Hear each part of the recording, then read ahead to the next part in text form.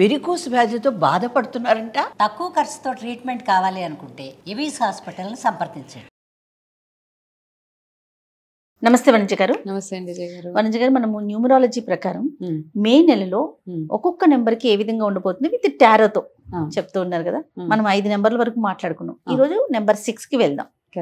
Number 6 వాళ్ళకి మే నెలలో ఎలా ఉండబోతుంది న్యూమరాలజీ విత్ టారో? డెఫినెట్లీ చూద్దాం.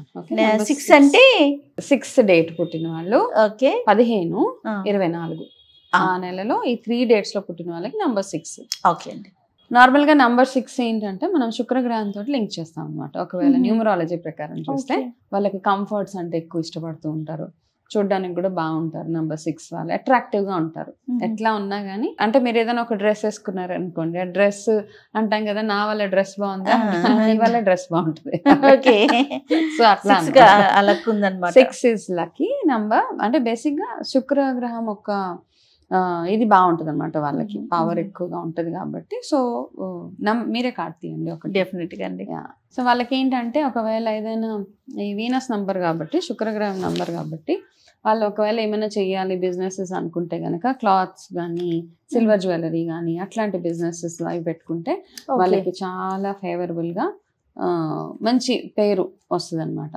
నంబర్ 6 అంటే ఎనీ మంత్ 6వ తారీఖున కానీ 15 కానీ 24 కానీ పుట్టిన వాళ్ళకి మే 2025లో ఎట్లా ఉండబోతుంది అంటే, ఫస్ట్ కార్డ్ నేను బాబా ప్రెడిక్షన్స్ తీసాను. ఫస్ట్ ఏంటంటే, మిమ్మల్ని మీరు వేరే వాళ్ళతో కంపేర్ చేసుకోవడం ఆపేయాలి.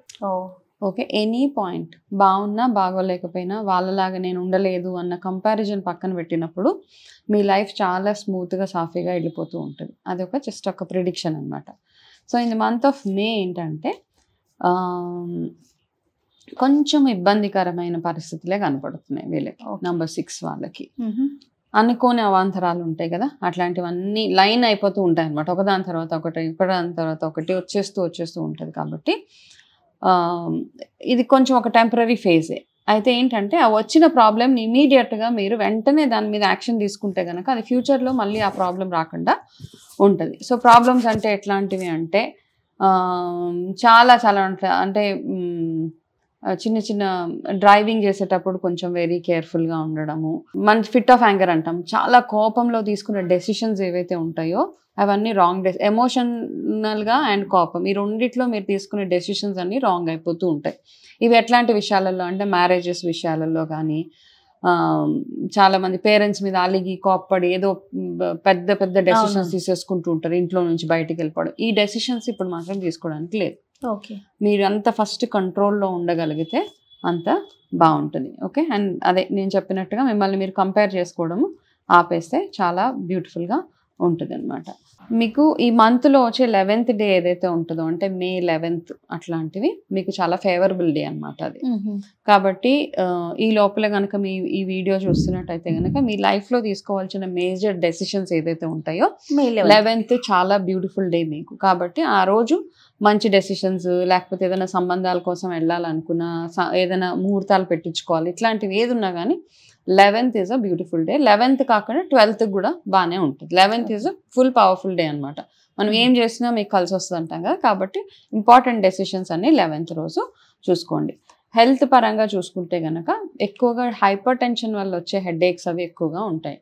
కాబట్టి ఒకవేళ ఎవరైనా బ్లడ్ ప్రెషర్ ప్రాబ్లం ఉంటే రెగ్యులర్గా మెడిసిన్ స్కిప్ అవ్వకుండా వేసుకోవాల్సిన వార్నింగ్ సైన్ అనమాట. కాబట్టి ఫ్రీక్వెంట్గా నెగ్లెక్టే చేయకూడదు అసలు. ఇంకా ఎక్కువ హెడేక్స్ అవి వస్తూ ఉంటే కనుక ఇమీడియట్గా వెళ్ళి చెకప్స్, రెగ్యులర్ చెకప్స్ అనమాట. అంటే మామూలు తలనొప్పే కదా అని ఇగ్నోర్ చేయడానికి లేదు వీళ్ళకి. సో ఇది ఒక విషయంలో కొంచెం కేర్ఫుల్గా ఉండాలి. మీకు favourable colour in the month of May green colour అనమాట. సో ఎక్కడికైనా వెళ్తున్నప్పుడు ఏదైనా చూస్ చేసుకుంటున్నప్పుడు గ్రీన్ కలర్ చూస్ చేసుకుంటే చాలా చాలా బ్యూటిఫుల్గా ఉంటుంది అనమాట. దాని తర్వాత ఏంటంటే, మీరు పాస్ట్ మిస్టేక్స్ ఏవైతే ఉంటాయో, మీరు అంటే ఇంతకుముందు చేసిన చిన్న మిస్టేక్స్ ఏవైతే ఉంటాయో అవన్నిటినీ కరెక్ట్ చేసుకోవడానికి కూడా ఇది ఒక మంచి బ్యూటిఫుల్ మంత్ అనమాట.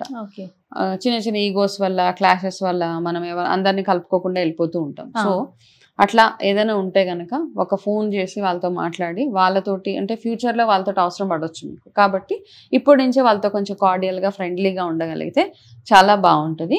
అయితే మీ పార్ట్నర్ విషయంలో ఆడవాళ్ళు అయితే మగవాళ్ళ విషయంలో, మగవాళ్ళు అయితే ఆడవాళ్ళ విషయంలో కొంచెం జాగ్రత్త. అంటే మీ మాట విధానం కాస్త కంట్రోల్గా పెట్టుకోగలిగితే గొడవలు లేకుండా సాఫీగా మీ మంత్ వెళ్ళిపోతూ ఉంటుంది అనమాట. అండ్ స్లో డౌన్ లో ఉండమంటారు. కొంచెం స్లో డౌన్ ఈ మంత్ అంతా అలాగే అన్నిట్లో కొంచెం వార్నింగ్ సైన్స్ చూపిస్తుంది కదా. సో డ్రైవింగ్ చేసేటప్పుడు అన్ని విషయాల్లో కేర్ఫుల్గా ఉండాల్సిన మంత్ ఇది. So colour is green colour, మీకు ఫేవరబుల్ కలర్.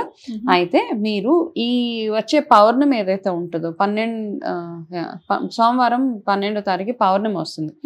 ఆ రోజు ఏం చేస్తారంటే మీరు ఖచ్చితంగా చేయాల్సిన ఒక బ్యూటిఫుల్ రెమెడీ చెప్తాను.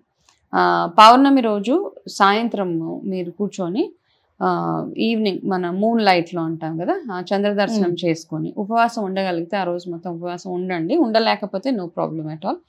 ఈవినింగ్ చంద్ర దర్శనం చేసుకున్న తర్వాత మీరు ఏదైనా తినేలాగా చూసుకోండి. ఆ రోజు ఏం చేస్తారంటే మీరు మీ ఇష్టదైవం ఎవరైతే ఉన్నారో, అంటే మేజర్గా నార్మల్గా మనం అంత లలిత సహస్రనామాలు చదువుతూ ఉంటాం అనమాట.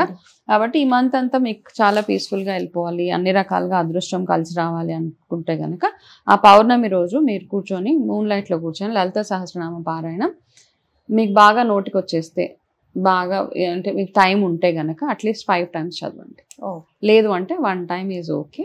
చదువుకున్న తర్వాత మీరు అక్కడ ఏదైతే ప్రసాదం పెడతారో నార్మల్గా ఏంటంటే ఈసారి ఏం చేయండి అంటే పట్టిక బెల్లం ఉంటుంది కదా, చిన్న చిన్న మిశ్రీ దొరుకుతుంది, అది ఆ మూన్ లైట్లో పెట్టేసి ఆ చంద్రబింబం వెలుగులో పెట్టిన తర్వాత లలిత సహస్రనామం చదివేసి ఆ పట్టిక బెల్లాన్ని ఒక జార్లో పెట్టుకోండి.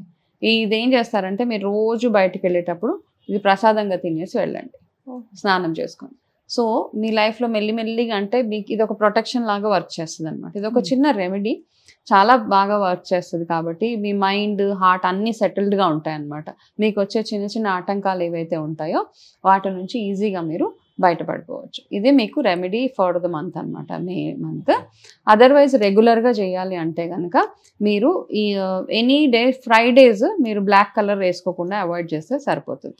బ్లాక్ కలర్ ఫ్రైడేస్ ఎటన్నా వెళ్తున్నారు ఇంపార్టెంట్ వర్క్ మీద, ఒక్కసారి అవాయిడ్ చేయండి. ఈ మంత్లో వచ్చే ఫ్రైడేస్ అన్ని కొంచెం కేర్ఫుల్గా ఉంటే సరిపోతుంది. Yes right. Thank you so much Vanja garu. నమస్తే. నమస్తే అండి.